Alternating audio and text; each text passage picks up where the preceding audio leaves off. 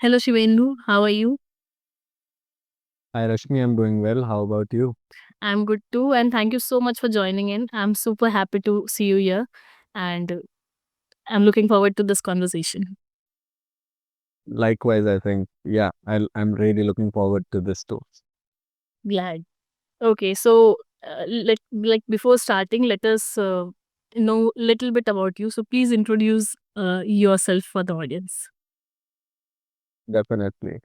So I'm currently a final semester law student at HPNLU. I graduate in around 2 months. So yeah, not much of student left. But other than that, I am involved in a lot of ADR activities. So I have judged multiple competitions. I coach teams for competitions. I have been competitions myself. So it's a mix of everything in the sense that I have been involved in arbitration and the mediation spheres for a long time now. And yeah, that's mostly it. Honestly, like if I were to just sum it up, it would be I'm just an ADR enthusiast. Wow. So we are going to talk about ADR a lot, but before that, I would like to speak about something which I am very passionate about. That is mooting, because you have been involved in mooting as well. You have been coaching teams for moots as well. So I guess we are of the same batch. We started in 2020, and now we are going to graduate in within 2-3 months. So it was COVID times. I remember 2020. What inspired you to start mooting in the first place? In fact, in the virtual mode. I'd say in the virtual mode, it was just the fact that very honestly, there wasn't much to do. So since classes were just a lot of Zoom classes, it I think anything educational, but which was something different at the same time was something which really attracted me. So that would be moots because I think there is nothing like moots in any of the other educational sectors. I mean, if you go for say a BTech degree or you go for an MBBS degree, you have a lot of other stuff, but law is the only program where you have something which is a total reenactment, at least to some extent, of what your real life scenarios look like. And I mean, I'm sure that is interesting for anyone. True. Because when we enter law school, we have this notion na कि black coat पहनेंगे, court में जाएंगे, argue करेंगे. So when you get to live that in your first year, like not exactly that, but closest to that, you are fascinated. So of course, moot courts are interesting. But what was your like first experience in mooting like, and how was it? The first moot which So my first experience, yeah, I have forgotten the name of the organizers since it was a virtual mood, but it was related to labor laws and it was a proposition related to, I think, I mean, yeah, one side was from the government, another was from the labor organization where there was a pregnant woman and it was about women who are working in the labor sector and their rights, something along those lines. I was not a speaker back then, so I was a researcher in that particular mood, in my first mood, because I started off a little shy. I did not know if I would be good enough to speak in front of others in that sense. So it was just mostly making a memo and observing my teammates do it. But yeah, I think after the first time around, I just realized that okay, it's fun to research and stuff, but okay, I want to do the speaking part as well since it's the thing which gets you the real thrill. yes. Nice. And how do you feel when you look back? Because you just mentioned you started shy. And after doing so many competitions and coaching teams, mentoring teams, how do you feel? Because I don't think you are shy anymore. Yeah, definitely. I think yeah, it's also part contributed by the fact that during the COVID times, since everyone was online, I think to some extent everyone had become a little bit introverted. So as soon as colleges opened and when we came back and I started going to offline competitions to different universities, meeting different people offline, I think that really helps you overcome that barrier real fast. Right. So, how do you choose moods? Like people in first and second year are very confused in which moods to participate in and which competitions to participate in, and then you find your interest and you choose accordingly. But how to start that journey? Okay, so again, this is all very subjective, but in my highly prejudiced opinion, I'd say that at this point in time, while online moods are still being done and they can help people, my general advice to all first and second years is that whatever mood it is, go for an offline one, because there are a lot of, even if you are a speaker in an online mood, there is nothing like sitting in front of the judges and actually realize the barriers that you overcome there, the learning that can be done in even an offline mood. Even if you do not say make it to the qualifying rounds, it does not matter. What matters at the end is if you went there, you met people who are actual people, you made some connections, and all of that adds up and translates over the next 5 years into, like, for example, you go to say 5 competitions across your 5 years and you meet even 2 new people in every new mood. At the end of your law school journey, you have 10 people all across the country, you know, from different law schools. At the end of it, you know 10 people, and that is something which you won't get out of an online mood. That is the first most important factor, that it should be an offline mood, not an online one. You can do them side by side, but they can't be a replacement for the offline thing for sure. There's no replacement for offline and actually physical connections that you know, make. Definitely. And I think the second thing would be that a lot of times in first and second years, people get enthusiastic, in the sense that a while ago I was asked to coach a team which was mostly second years and stuff, and they had taken on a very complex insolvency proposition based mood. Now, insolvency is something you read maybe around your fourth year, sometimes even in your fifth year, and it's not one of the easier laws to understand. So, or I think the other thing would be go for something which you feel you can do well in, because it's not a good feeling when you just feel that you did a mood but you do not even know what you were actually talking about the whole time. When you're not enjoying the process, it's even difficult to appear. Many a times students leave it in the middle because they're not enjoying the process. So yeah. Yeah. So I think there are a lot of moods related to family law, or maybe smaller disputes like labor law, yeah, constitution, the more comparatively basic subjects which everyone can get a hold of. I think those would be a good starting point for anyone in their first or second year. And I mean, again, this one might sound a little controversial, but there are certain moods, and which would be, I'd say, mostly those are from NLUs, from the older established NLUs.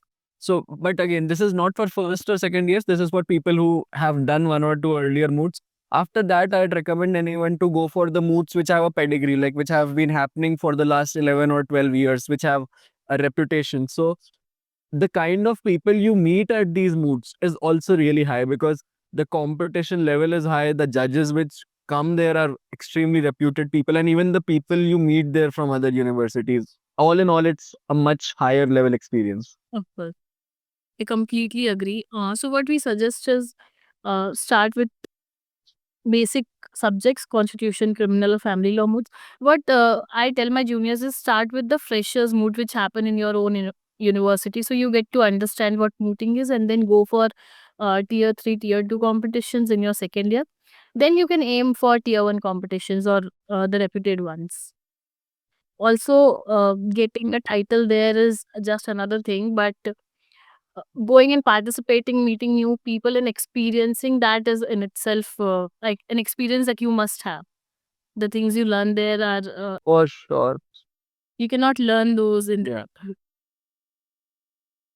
Yeah, definitely. I think an award or a title is the last thing anyone should be motivated by, because while I know it's extremely, anyone can be extremely hard on themselves when they don't win an award. And personally speaking, I think for the first 4 or 5 competitions of my own law school journey, I did not even make it to the qualifier rounds. And that no, that's not the reason why anyone should give up mooting or competitions in general just because they couldn't get a title, because the soft skills you learn, the overall learning you get from all of this, that is incalculable. Like nothing else can teach you those things. So I think just keeping at it is the most important thing, even if you do not get any so-called awards.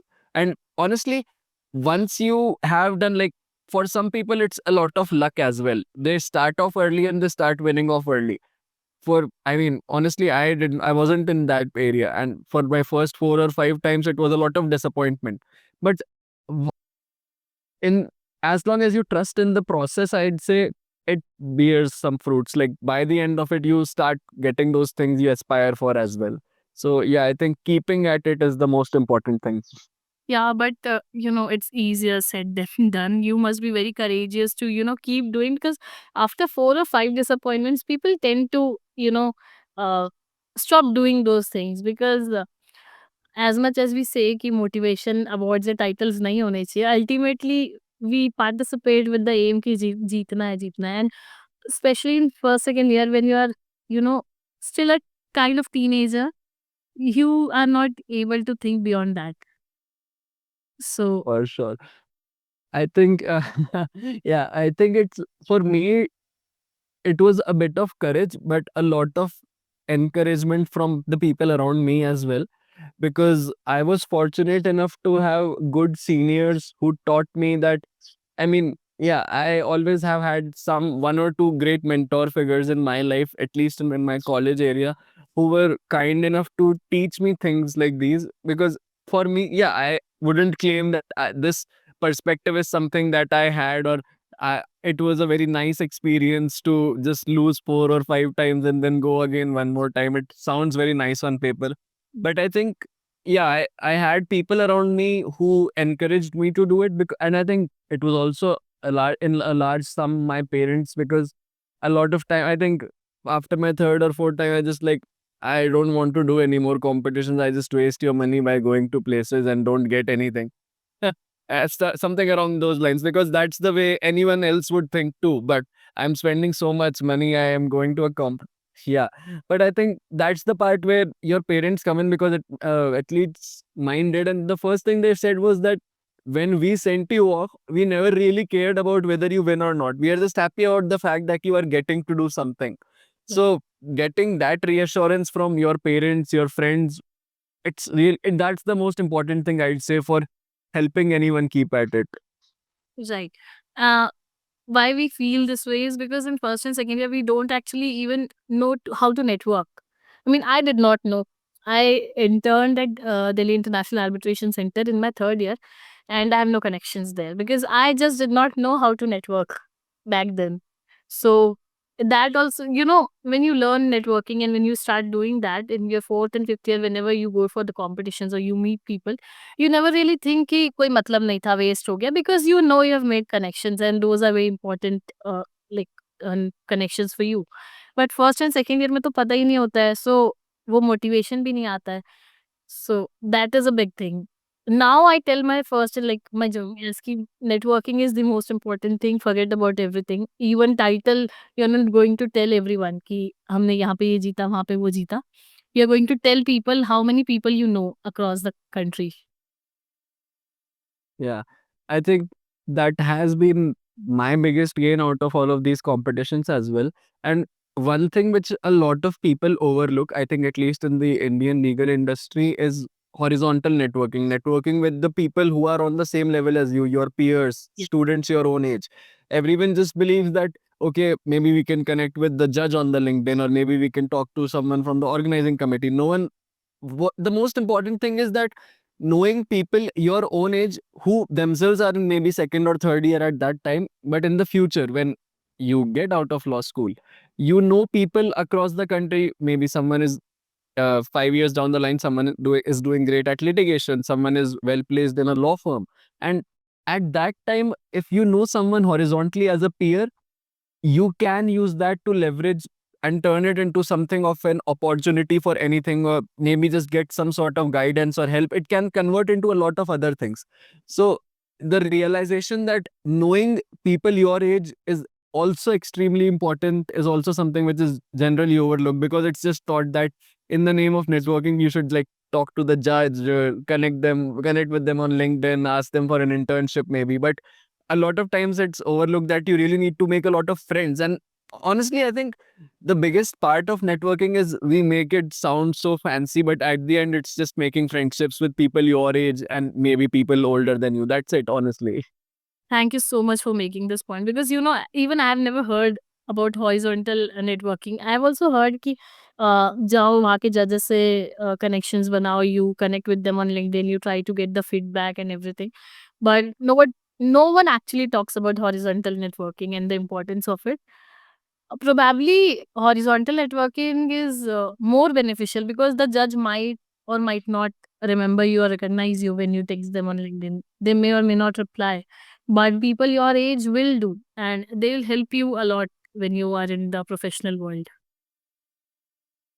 Definitely. I mean, I have had help from people from other universities for things as small as college assignments, where if I have, like, if someone, I know someone who had a subject 1 year prior to me, I just texted them, hey, could you just send me your assignment so I can have a look at it? Or it's a lot of other things as well. And yeah, it's just having friends the normal way you do, but it just also involves the fact that they are in the same industry as you, so they will understand a lot of the things your friends from other industries won't. Yeah. So I think that's extremely helpful. I think this college assignment thing is the biggest motivation to, make For first and second years, for sure. you make friendship with the people from other universities. What was your best experience? Like which Voting wise, competition? Which competition, which mood, whatever you want to share. so I think for me that would be, I'm sorry. Yeah, okay. I thought I was stuck there. Okay. No, no, no. So for me, that would be the Willem C. Wismut, which I did last year. And it has been the origin point for a lot of things in my life. And it is also the reason for a lot of things I am today, the reason I have coached a lot of people, or the reason I have helped a lot of people. It has all begun from when I started doing the Wismut. And so the Wismut is something which requires 6 months of your time. So you start sometime around October. The problem is released sometime around October, and the competition is around March or April in Vienna offline. So you get to travel to a foreign country. I think that's the first motivation anyone who participates in it has, that you get to travel to a foreign country. Obviously, I would not, again, just to mention here, I would not be so obnoxious to pretend that it's not a privilege to have enough resources to get to travel to another country. A lot of people don't. And for me, it was a little dicey too, because apart from your fees, spending, I think, 1,20,000 just for a competition, even though it's spread out over a period, it is a burden for anyone's parents or family, and not everyone can have those kind of resources, which is why there are a lot of organizations these days and lawyers, in fact, whom you can approach to get some funding. And they, I think that's one good thing. A lot of, yeah, a lot, there has been this positive change where a lot of lawyers have started helping out people in teams by giving them funds for going to bigger competitions outside the country, and sometimes even within the You country. sponsor you as well. Like the own Yeah, institutes sponsor yeah, students I think go and represent. Yeah. definitely. It's a little unorganized at the moment, so a lot of people don't know about what all places and what all people are engaged in such initiatives. But it is a positive trend, and it is rising every day, because like the community is beginning to get more helpful, even monetarily, in that sense. So that is something.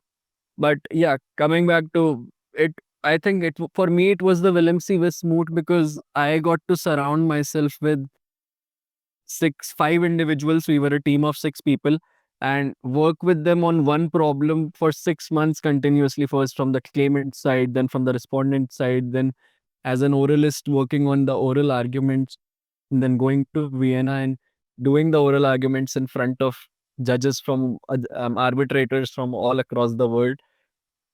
I can talk about it for a lot of time, but I think the gist of it would be that the most important things it taught me is firstly perseverance, because Oh, when you work on something for month. 6 months continuously, yeah, it's one entire semester of your law school journey, and you dedicate that to just one competition.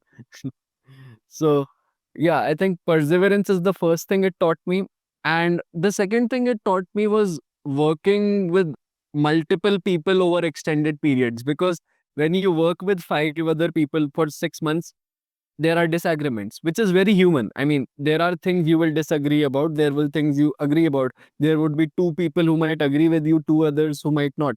And how do you navigate that professionally while knowing that at the end we are all a team and everyone just has the best interests of taking the team forward? So not mixing your personal and professional in a way that even if you disagree with something that they want, it doesn't affect you being nice or kind to them. That is not something that should change regardless of their opinions about some things.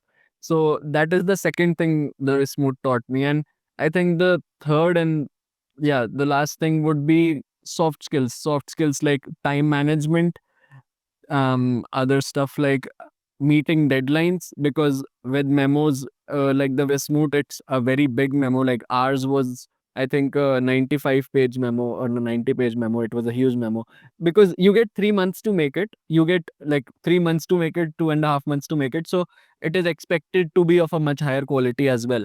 So you need to meet a lot of deadlines because after making the first draft, there is a lot of refining, finding authorities, making the index, a lot of stuff like that. So I think soft skills like meeting deadlines, how to um, divide work while making sure that everyone gets to do the things they are good at. Like, honestly, I am not the person you would go to if you wanted if you wanted someone to beautify your memo, that would not be me. I do not claim to be someone who's good at the aesthetics of making a memo look good. I am good at writing arguments, I am good at refining the language, and that's what I do happily. So, dividing work in a way which is efficient while making sure everyone adheres to it. So, there are a lot of other soft skills like these which are interconnected, and I think working with 5 people over 6 months teaches you a lot about these things. Yeah, you should know the strengths and weaknesses of individual members in your team, and you know, you should know how to trust the abilities of all the members as well. Because sometimes we want to do everything ourselves. We are not able to distribute the work and trust them with their own uh, tasks. That is one thing. Second, of course, I have seen people break their friendships because of the professional disagreements. So rightly mentioned by you ki how to navigate the disagreements professionally is very important, because uh, you're talking about the moot or a competition which took 6 months. Here people are doing the small competitions of like 1 or 2 months, and they are not able to navigate it professionally, resulting breaking the friendship of like years is not a good thing. So that is one thing Definitely. which we often overlook. I just wanted to know a bit more about this competition, because this was an international moot. So were there any India rounds, Asia rounds, or how was this competition? And what about the funding? Did you get it from some institute or the advocate? Yeah. Okay, so the Willemse Wismut is the largest competition in the world, at least as much as long as legal sphere is concerned, because you have Jessup, you have ICC. All of these competitions have a higher participation overall, but because they have qualifier rounds, the actual teams who compete in the offline rounds are still a limited number. Yeah. That's not the case with the Wismut. So there are no qualifying rounds, and any team which wants to participate can go ahead for it.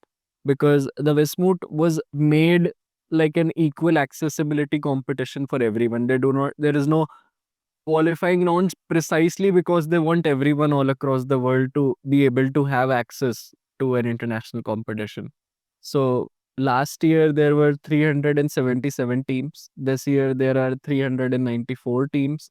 The Wismoot is going on right now as we speak. Actually, this is the week of pleadings, and yeah, and I have coached two teams this year. So there are two Wismoots. There is one. There is the West East, and then there's the West West.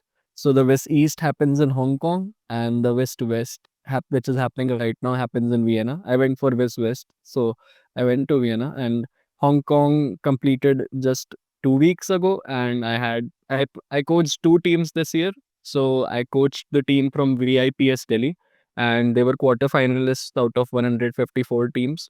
So they reached top 8. So that is something.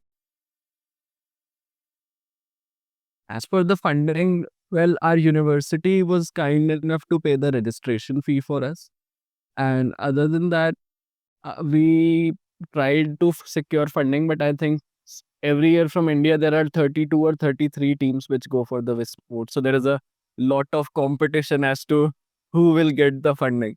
So we were unable to get any further funding, but I think since our university covered the registration cost for us, which is somewhere around 70 or 80,000, then post that, it was Yeah, everything was borne by ourselves. Other than that, right. So, people are free to participate as long as they're able to get the resources and funding, because that is a bigger competition in this case. yeah. Yeah, but I think again, since last year, even in this year, I have felt that a lot of individual lawyers are starting to step forward and help out teams. It's not just about organization and firms, because I know a lot of teams this year who just went to Delhi and went to senior lawyers, like without appointments or anything, like just went to Kapil Sibal's office or went to Mr. Salman Khurshid's office, knocked and just got an appointment and said, "Hello, sir, we are a team who is trying to represent our university and we are facing financial issues. Would you be interested in helping us out?" And they're always happy to help, because I think for them, the amount is not a big concern, one. And the second point is, I think it's just a matter of reaching out. They would not know that there are people whom they can help unless those people go and talk to them. Yes, right. I see a lot of Indian posts ki we are raising funds for this. And then I think this is again, virtual is fine, but going and having a physical meeting is something else. You'll get uh, the help you need once you start reaching out to the right people. Yeah. Definitely. Okay. Um, and you also mentioned that a lot of things start happening after this competition.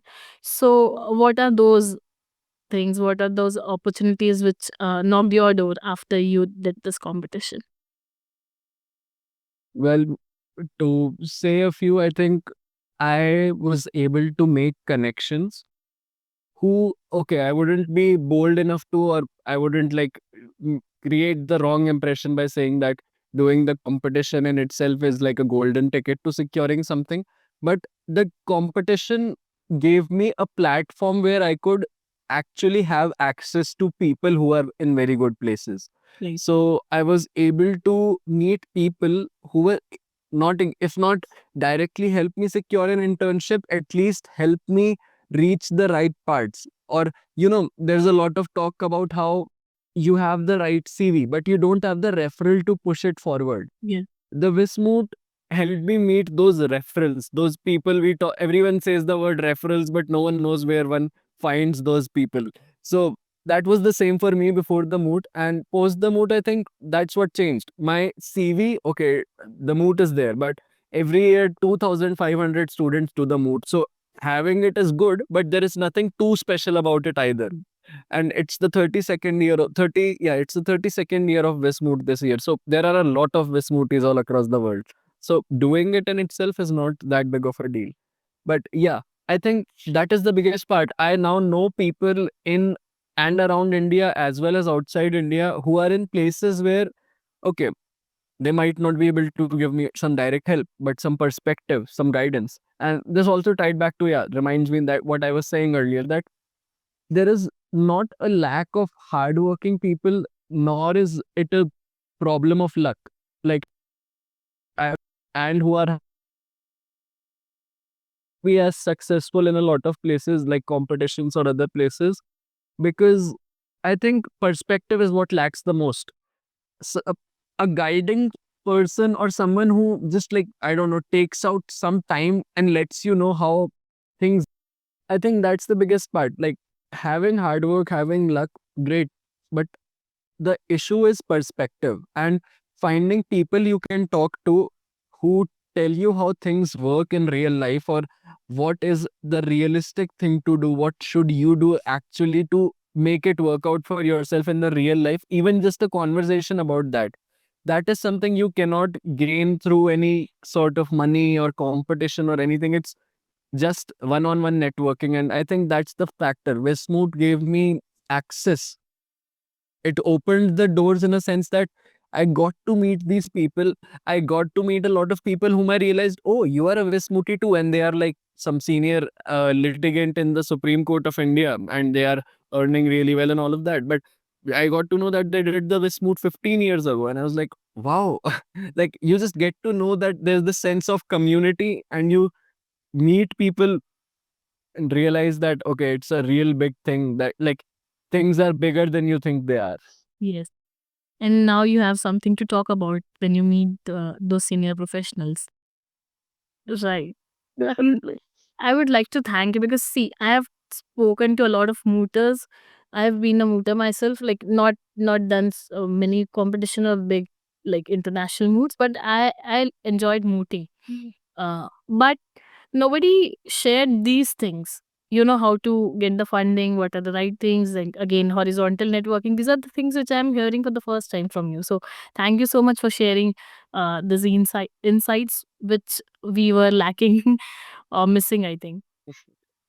And I think also coaching the teams. So I would like to know about a bit about that also. But yeah, please complete what you were saying.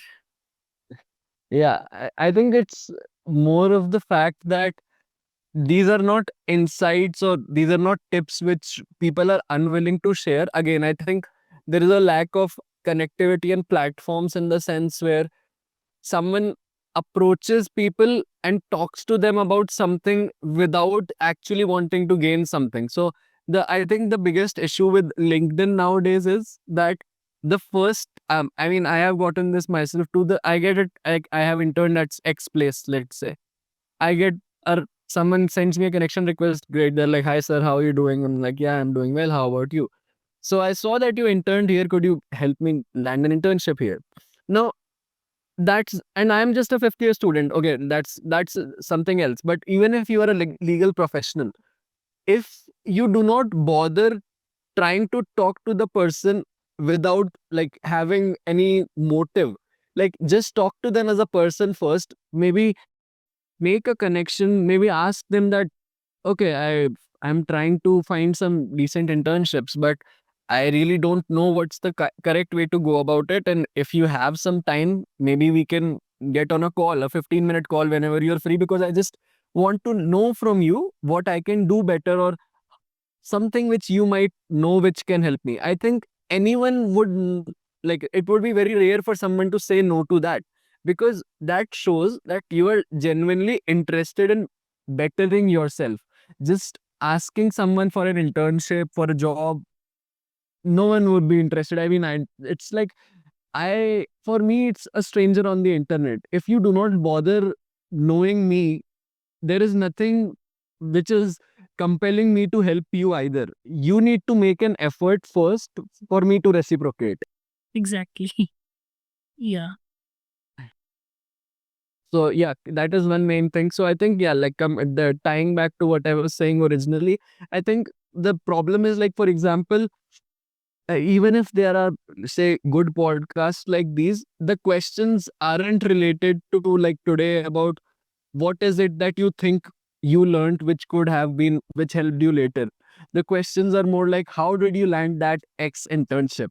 And when you ask something like that, it doesn't like lead to a conversation where the person can really tell you about the story which led up to it. So I think that is a more important thing. Like, the conversations need to focus more on the context rather than the end point. Yeah, you'll get answers to the questions you ask. Yeah, definitely. So that is some. Now, yeah, like, as for the coaching thing goes, I think it has been an honor. Sorry, it has been an honor and a privilege at the same time, because I did not expect to be able to start coaching the very next year after doing it myself. But I have been fortunate enough to have great co-coaches. So we are multiple people coaching a team together. So that is something that has been a great supporting factor It has never been a whole, like, it's all on me thing. Otherwise, the pressure gets too high sometimes, because there's the fear, what if I tell them what if I tell the students something which might not be correct? What if I tell the student something which might not be the most appropriate thing? So having co-coaches really helps, because you have perspective. So that is something important.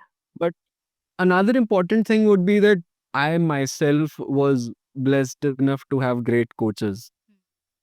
Like when I was doing the Wismoot myself, I had one student coach and other coaches from across the world. So one of my coaches was living in Vienna herself, and another one of my coaches was an Indian who is currently working from Stockholm, Sweden. She migrated there a while ago. Not migrated really, but like, yeah, she's working from there mostly these days. So getting to know people across the world, my coaches were from across the world, and I think that really helped my perspective, firstly. And the other thing is, I think all of my coaches were were and are very hardworking people. Yeah. So they put you, despite having a lot of professional commitments and having jobs which take a lot of time, like having hectic jobs at law firms and whatnot, they used to take out so much time for us, the students doing the competition. We had nothing to offer to them in return. They were volunteering their time to help us out.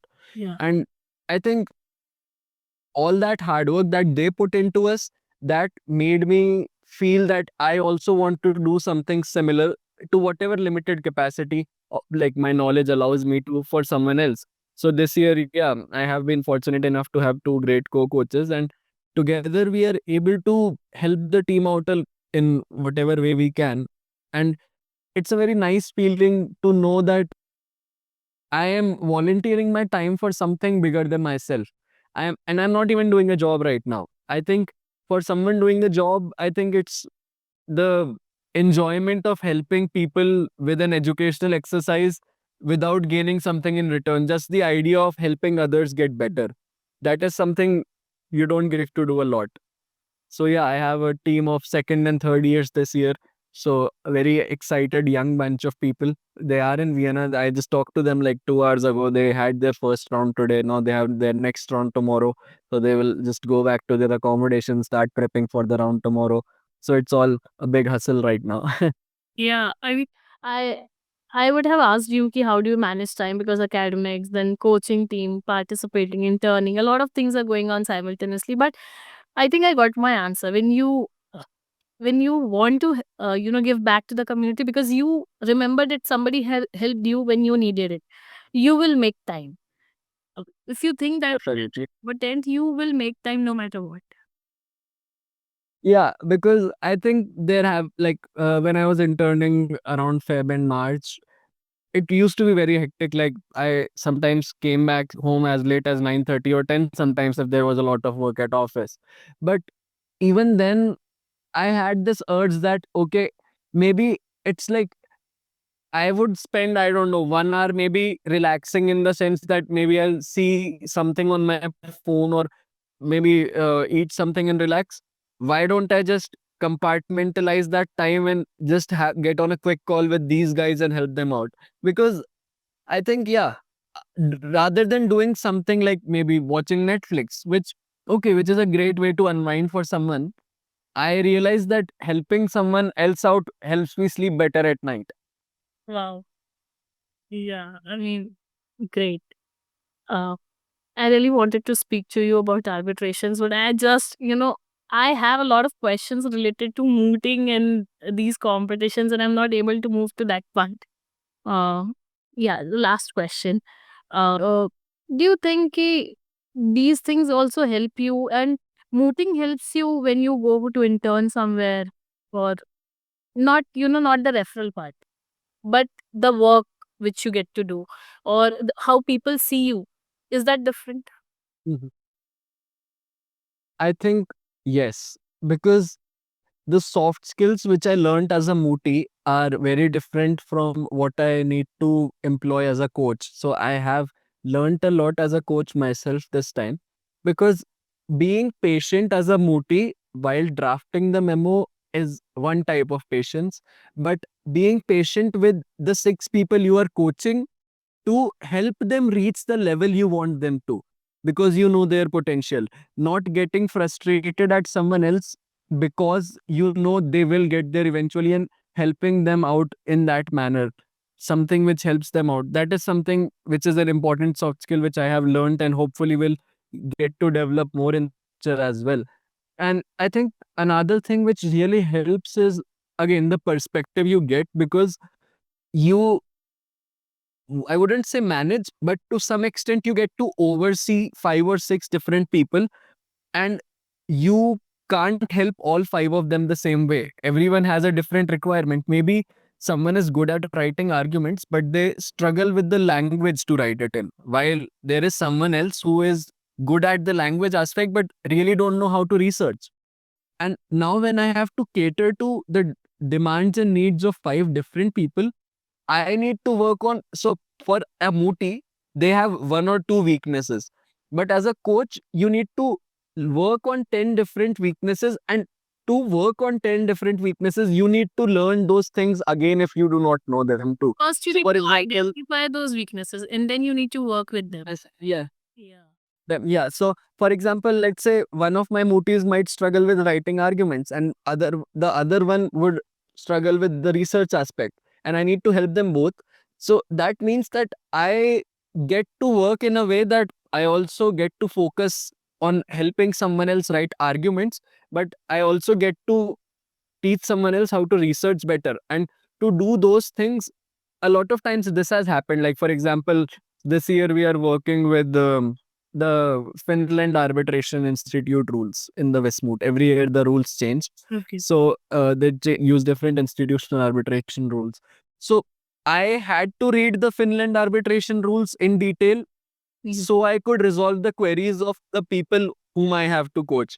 Similarly, if they also work on the CISG, so I need to go and like, there are questions from them sometimes I do not have answers to, and I have to be like, okay, just put a pin in this. I'll go back and do my homework, and then we'll come back to this tomorrow. Yeah. And in that process, I have learned a lot, because maybe as a Mooti, they get 5 doubts across the Moot, let's say hypothetically, but as a coach, I get to see 25 doubts that I have to work on with different people. Right. Yeah. So I think this really helps when you go back to, work, and when you have to manage people who are senior to you, you cannot, answer them back. I mean, that is not the right term, but in a way, you cannot disagree with them very uh, straight up. And then you uh, work with them, you network, you get along with them because you know how to do that through these exercises. Mhm. Yeah, and I think, yeah, patience is something which mooting and coaching both develop a lot. And I think patience is the most undervalued thing in the legal industry, because the legal industry is all about working with people. So when you work with 6 different people over 6 months, first as a Mooti and as a coach, you have to make sure that all 6 of those people reach their potential. So you'll somewhere learn leadership qualities as well, which all of those are soft skills which really help you in perspective and otherwise too. Absolutely. Couldn't agree more. But okay, now let us come to arbitration and negotiations. So, how did you start doing this, and what are your like future plans? Like as we approach graduation, do you have plan to continue doing that? Like make a career in arbitration? Okay. So go addressing how I started off first. Yeah. When I came, yeah, so my college opened in my 4th semester, like at the end of my 4th semester, roughly. So I almost lost the first 2 years to COVID. So the only event that I got to do when I came back to college, so like, just to put it in context, it was like 3 semesters were all COVID, and in the middle of my 4th semester, my college opened. So I had like 2.5 months of college for my 4th semester, and then we moved on to the 5th one. So the only event, I think the only major event which happened during that period in our college was the intra-mediation competition. Just a ranking for within the college to a lot competitions better. So like you get an intra ranking, and on the basis of your intra ranking, you are able to get yeah. So that's where I started off. The first thing was forming a team, because when you come back from almost 2 years of online, it's really hard to know who is. See, honestly, the only thing that anyone cares about is getting good teammates, in a sense that they are the most competent people, that it's a set of people I can work with to win the whole thing. But I have a very contrary opinion.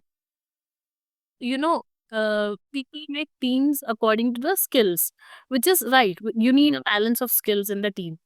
But you get to work you have to work with them.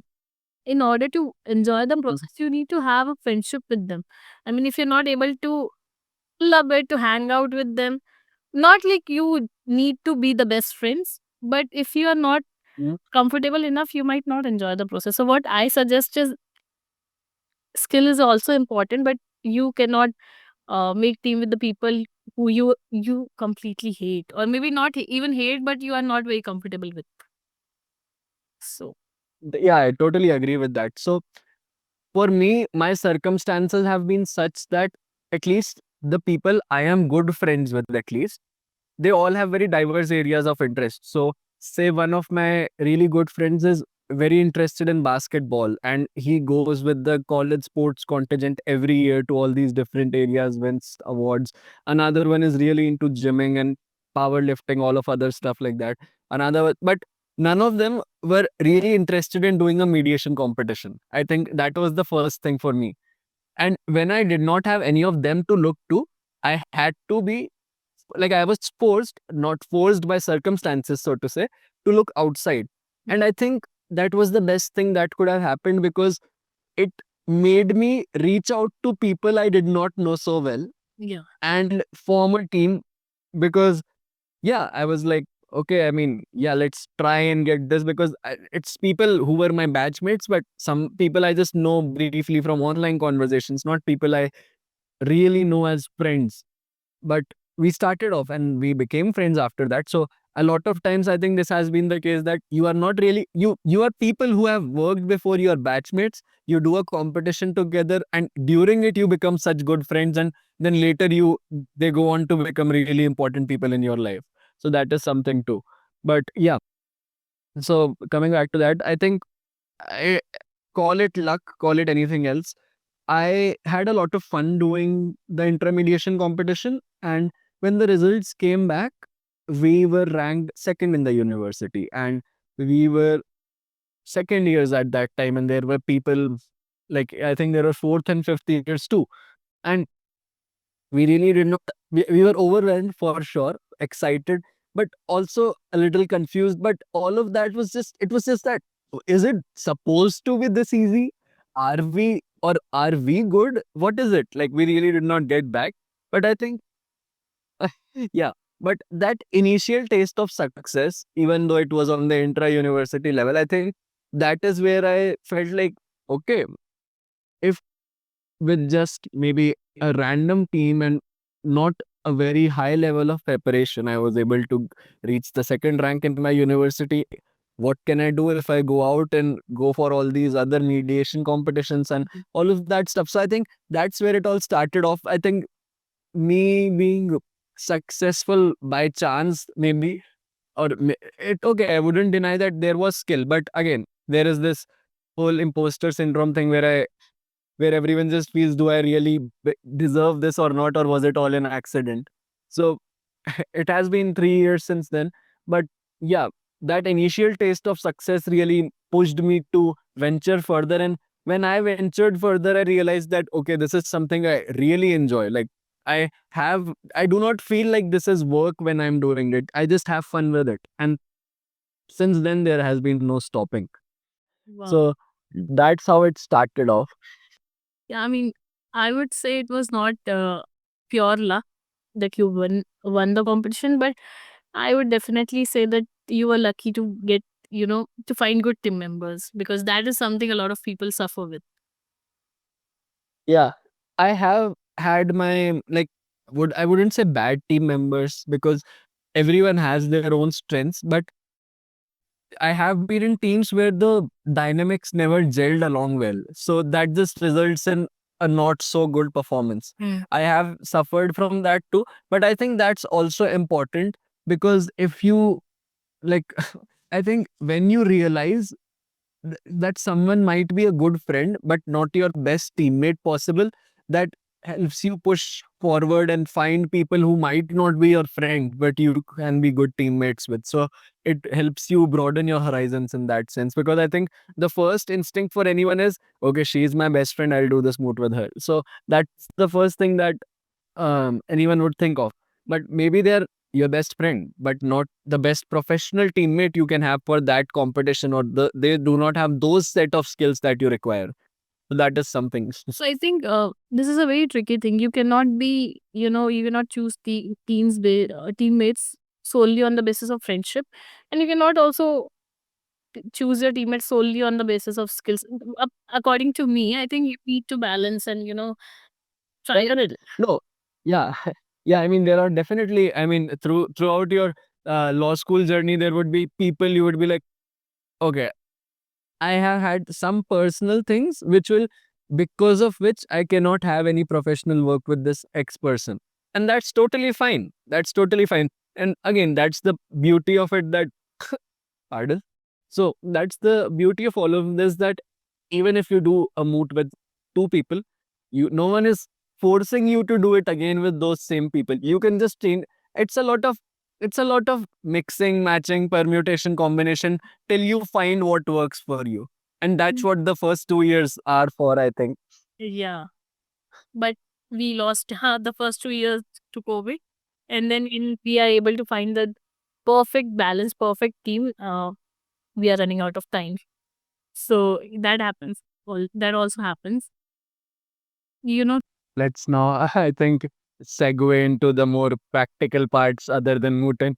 Yeah, I am so sorry, but I cannot. If I've got a question, I need to ask it.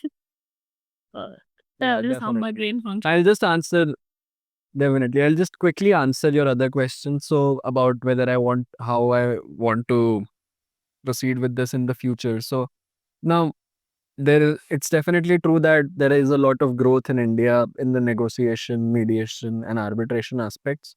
But right now it's certainly limited to a certain extent, at least at the entry level. Like you can reach there eventually, but it's a little difficult to start off with it at an entry level.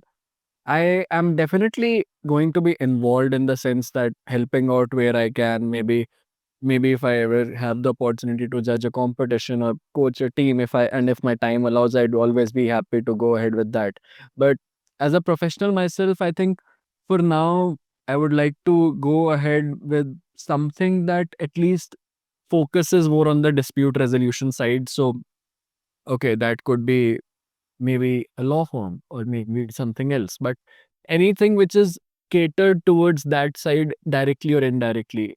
um like I'm not litigation oriented, so to say. I would always prefer going for something more ADR oriented.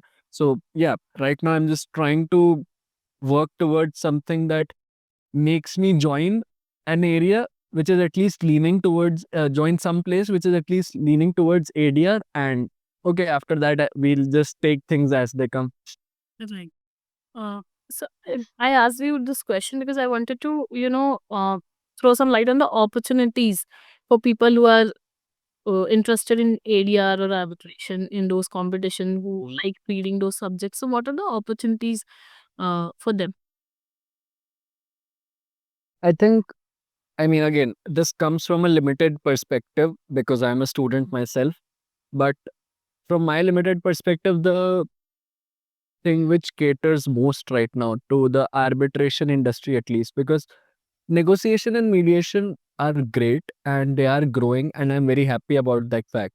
But right now, it's a niche which still needs work. So the Mediation Act has come into force in 2023, but it is still not enforceable because the Mediation Council has not been formed. Once the Mediation Council has been formed, the Mediation Act will be enforceable, and then it will promote mediation even more. But right now, as things stand, arbitration is the ADR method which you can find more.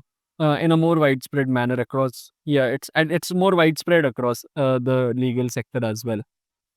I'd say then go for. I mean, again, depending on whether you are interested in or not in it or not, you can go for litigation and still go for ADR, because I think a lot of lawyers these days have started focusing more on mediations, because as in the Commercial Courts Act and in a lot of other places, mediation is mandatory. You need to mediate first and then you can go back to the court for if it is not resolved. And a lot of lawyers are focusing on being mediators, and litigants avoid litigation. So I think starting off at some place like that is definitely a great opportunity if someone is more litigation centered, but they want to stay connected to the courts but still be focusing on ADR. That would be a great opportunity then. And if someone is more, I'd say, corporate oriented, and that includes myself, there are, I think, a lot of law firms which specialize in dispute resolution at this point in time. Yeah, there are a lot of boutique firms who focus only on dispute resolution, and then there are bigger tier one firms who have massive dispute resolution departments as well. So I think going for I mean, depending on what your luck is like and how what opportunities come your way, going for something which is related even to domestic arbitration. Like, again, my interest is international arbitration, but in India, it is intertwined with domestic arbitration. I cannot get a job anywhere where I'll just get to do only international arbitration, because yeah, and that's unrealistic as well, because that's not how our cases work in our country. So you get a mix of everything, even if you are in a certain field. So I think the best starting point for someone more corporate minded is going for if a boutique law firm which focuses on dispute resolution, or even if they are lucky enough to get to start off with a T1 or T2, then some place which has a good dispute resolution practice. Those would be some great opportunities for sure. And other than that, I mean, there are other things, but they are not well defined enough right now. So you can get impaneled as a mediator and you can become an official mediator and all of those things. But the issue is that no one will approach you to be your mediator unless they know you from somewhere. Yeah. So if you are someone who works in a law firm or someone who is working in litigation, but you also have your mediator credentials, then people around the industry will know you because of your main work, but then they can approach you to mediate. So if you just start off as a mediate, at least it's unviable right now. I hope that it changes very soon. But if you start off just as a mediator right now, you can't really attract people. It's not commercially viable right now to start off just in that sense. Right. I remember one conversation with a professor of mine, Aditi Prasadam. She was here at Beyond the Brief, and she also mentioned about tribunal secretaries, the job of tribunal secretaries. Like they have uh, deputy councils and DIAC, and these institutions have these terms. So that is also a good career opportunity. They can, if they fulfill the Yes. criteria, they can Yes. go for that as well. Yeah, definitely. But I think they are far too few right now. Like there are not too many tribunal secretary and council openings, because again, in India, I think most of the arbitration happens, at least at the international level, it's handled through law firms. We we have the arbitration bar of India now, and it's working towards promoting India as an arbitration hub. But right now, the MCIA, the Mumbai Center for International Arbitration, and the DIAC, they are great opportunities. But since they are not as big right now, the opportunities might not be so many. Right. Yeah, so she also mentioned that right now India is least preferred because it's way too complex. So we had a stated goal to make India the arbitration hub, but as of now, it is very complex and it is least preferred. Okay, I think it's only growing from here. So whoever is interested in arbitration has a very good, path to go on, because it's growing and it will grow eventually. Mhm. Right. I thoroughly enjoyed this conversation. Thank you so much for, being so open and giving your time, your insights. Thank you so much for joining in. And I'm really, really happy that we could host you. Thank you so much, Rashmi. It was a pleasure for me too. And I think a lot of these things are things I think about but never have the opportunity to talk about. So thank you for giving me the platform to talk about it.